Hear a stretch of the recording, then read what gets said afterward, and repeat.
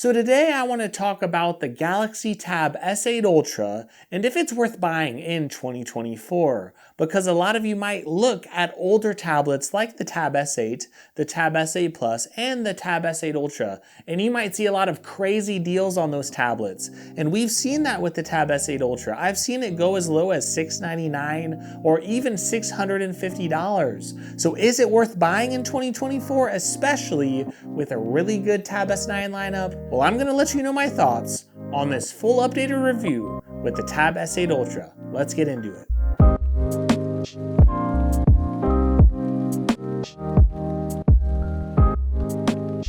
So it's been a while since I reviewed the Tab S8 Ultra, and it was quite a shocking tablet because of how big it was, of course. 14.6 inches. We haven't seen a large tablet like that in quite a while. And Samsung not only brought a large tablet to the table, but they brought really the best tablet that was out, in my opinion, back with the Tab S8 Ultra. Well, now a lot has changed, and one of the big things is the prices, and I want to talk about that because even with the Tab S9 Ultra, we haven't seen a lot of sales really on that newer tablet. The Tab S9 Ultra retails for about $1,200, and yeah, we see $100, maybe even $200 off on a blue moon. So you're looking at really like a $999 tablet on a good day. Well, when you look at the Tab S8 Ultra, we're seeing it as low as $699, and that's pretty much the standard going rate if you're looking for it brand new right now, at least at Best Buy. And you might even find it a little bit cheaper. And if you go on the used market, you might find it for $450 or maybe even $499. I'm seeing it right around $400 to $500. So you might wonder, what are you going to be missing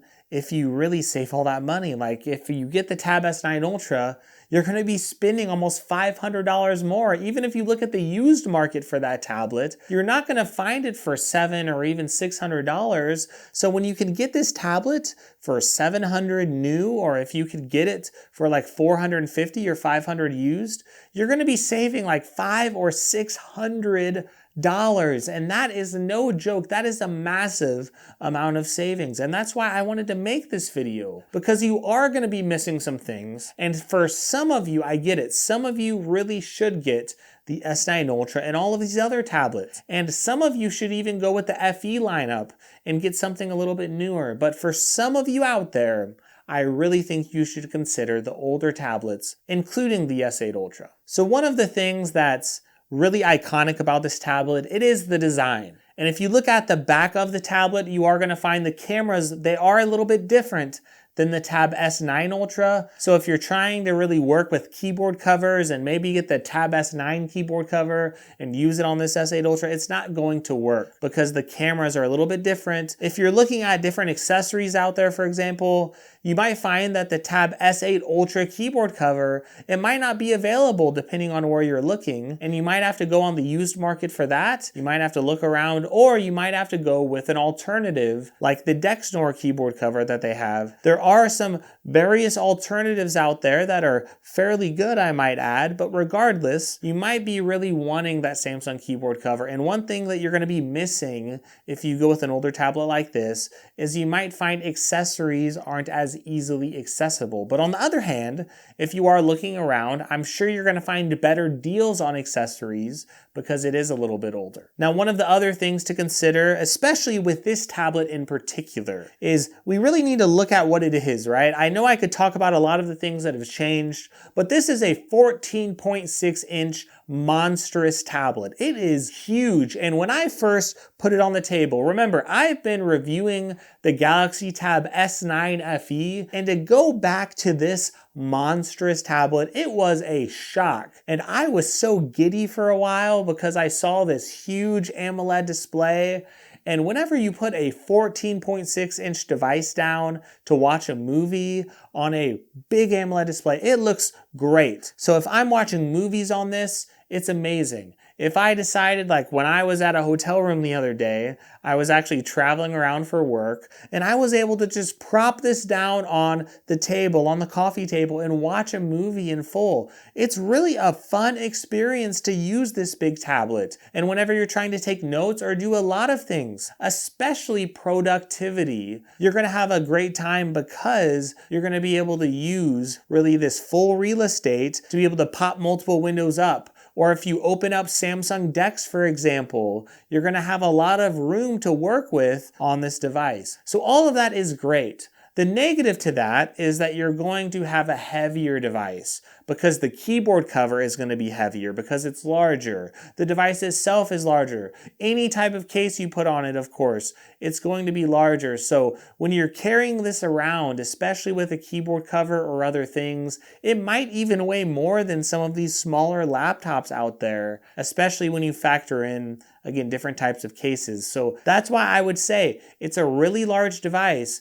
And it's amazing for productive work. It's amazing for taking notes. And that's why some people, they end up buying it and they love it. Some people love it for having a huge canvas for drawing and a huge canvas for their S Pen. But some people end up buying it and they end up regretting it because it's just a little too big. And again, there's some real big pros to it, but there are some cons for some people. Some people want the very light productive device like the Tab S8 or the Tab S9. And some people just want to do all productive work on a massive display. And that is the target audience for this device. So I just wanted to make that clear. That is one of the most iconic parts of the design. You still get, of course, an SD card slot. You do have an optical fingerprint reader. And if you look at the design itself, outside of the camera differences, this is going to be nearly identical to the Tab S9 Ultra. But you're going to be missing a couple things. One, you're going to be missing water resistance. So this device is not water resistant. That could be a major deal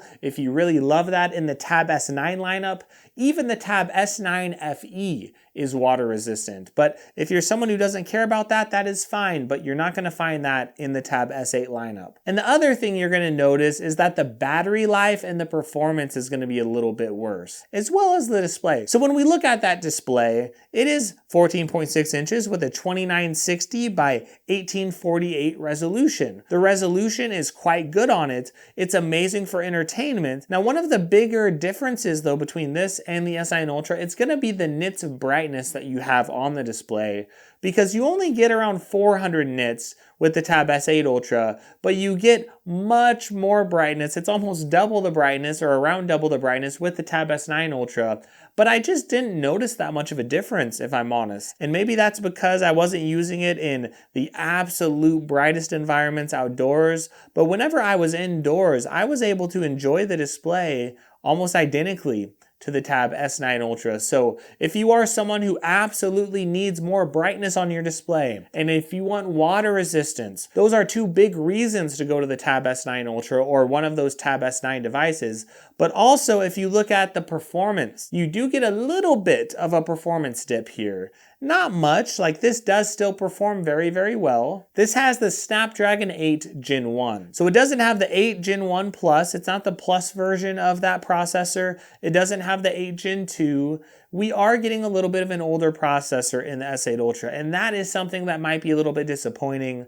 And the one thing that really affects, honestly, is battery life. Because the Snapdragon 8 Gen 2, it has much better efficiency in that processor compared to the 8 Gen 1. In fact, there were some people really mad at Samsung because they were actually throttling this device to avoid overheating. And when they were throttling it, they weren't throttling their Geekbench scores. So their benchmarks were a little bit better. But deep down, they were throttling things, and that was a little bit of a controversy. But honestly, for myself, using this day to day as a normal consumer, I don't notice any difference in performance between this and the Tab S9 Ultra. I get it does have better benchmark scores. I get it's going to be a little bit better with performance, but realistically, when you're opening up 5, 6, 7, 8, 9 apps and you're going between them, you're just not going to notice a difference. With gaming, I'm sure you will notice a little bit of a difference. Whenever you are gaming on something like Call of Duty Warzone, sure, you might notice a little bit of better performance or a little bit of a higher setting, I guess, on something like the S9 Ultra. But I was able to turn it on a high setting and it was able to perform very well for me on games. So I really didn't experience many issues, even gaming. Yeah, it might not be the absolutely highest tier gaming device, but it's very, very close. Like Asphalt 9 or other games, they look incredible on this tablet. So there are some things you're lacking, like you are lacking that next level